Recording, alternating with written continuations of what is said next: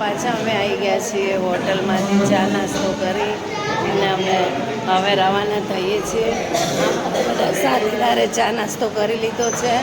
હવે અમે બરસાના જવાનું છે ને, બરસાના ગોવર્ધન પર્વત. હા, તો ગોવર્ધન પર્વત જઈએ છીએ. આ બધા અમારા બધા ચા નાસ્તો કરી રહ્યા છે. બોલો જય રણછોડ, જય રણછોડ, જય રણછોડ, જય રણછોડ, જય રણછોડ.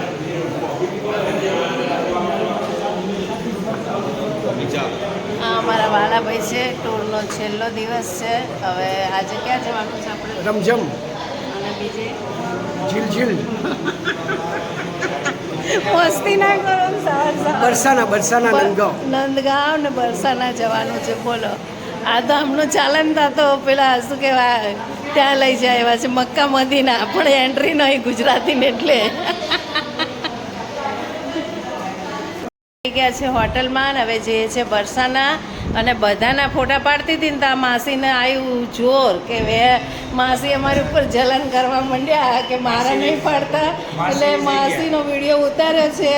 જો આ માસી કે અમે નહીં દેખાતા, પાછા આપણને ફોટાય પાડવાના અને આપણે પછી એમની દાટે સાંભળવાની. બોલો, હા, આવા માસી છે. બોલો, આ અમેરિકામાં તમે એમનો છોકરો સાંભળતો હોય ને તો કંઈક બે શીખામણ આલજો કે કોઈ ના માથા ભારે માસી. અને આ દાદાને તો કંઈ ચાલવા જ નહીં દેતા હો બિચારા.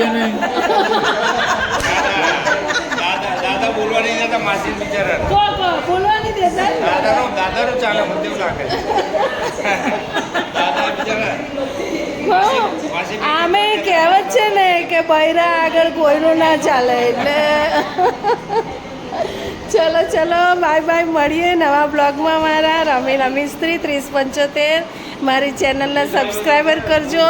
હજુ અમારું એક ગ્રુપ તો આ બેઠું, જો એક ગ્રુપ આ બેઠું છે. અહીંયાથી સ્ટાર્ટ થાય છે.